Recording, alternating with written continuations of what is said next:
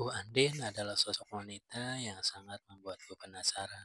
Meskipun umurnya udah hampir 50 tahun, tepatnya sudah 48 tahun, tapi ia masih memiliki daya tarik sendiri bagiku. Jujur, aku mengaguminya. Kecantikan dan kemolekan tubuhnya membuatku terpedaya. Aku sering berhayal bisa berjumpa dengan beliau, meskipun aku sadar itu takkan mungkin terjadi, karena ia adalah ibu mertuaku sendiri.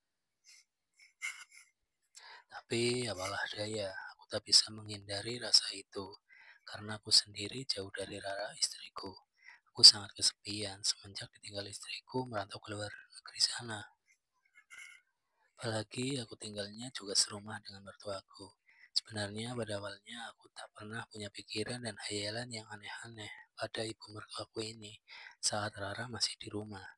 Tapi setelah Rara keluar negeri itulah aku jadi resah ketika melihat Bu Andin, apalagi ketika Bu Andin ini memakai baju yang cukup ketat, membuatku ingin sekali menyentuhnya. Aku sering sekali curi-curi pandang ketika aku ngobrol dengan bu mertua, atau ketika ia sedang jemurin baju ketika pagi.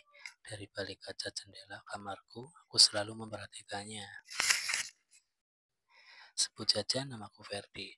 Aku sudah mempunyai satu anak perempuan dari pernikahanku dengan Lara. Usianya baru 6 tahun. Sehari-hari aku kerja sebagai montir di sebuah bengkel mobil di daerahku. Selama tinggal bersama mertua, aku merasa nyaman-nyaman aja.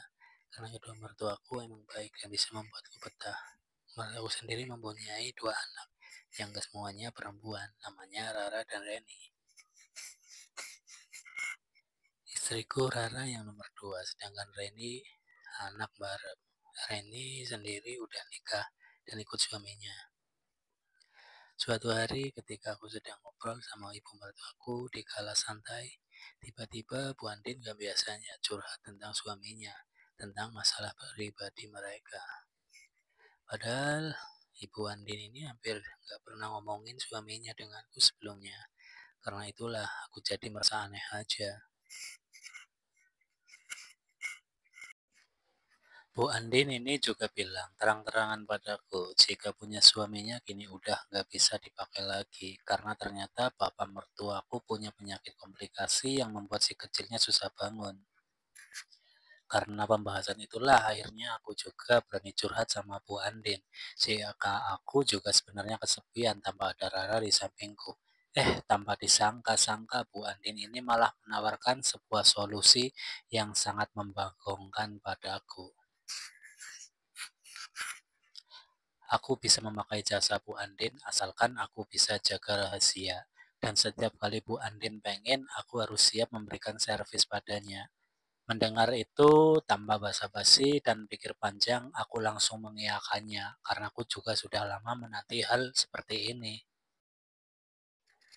Karena kebetulan saat itu di rumah hanya aku dan Bu Andin aja, jadi Bu Andin langsung mengajakku ke kamarnya untuk melaksanakan tugas sakral bersama. Saat itu benar-benar merasa senang karena kini aku bisa mendapatkan semuanya dari Bu Andin dan bukan sekedar hayalanku semata. Sejak hari itu semuanya berlanjut terus sampai kini. Aku ataupun Bu Andin masih sama-sama nyaman dengan hubungan ini. Bahkan aku bisa mendapatkan hal-hal yang aku inginkan dari Bu Andin karena ia begitu memahami kemauanku saat sedang adu mekanik bersama.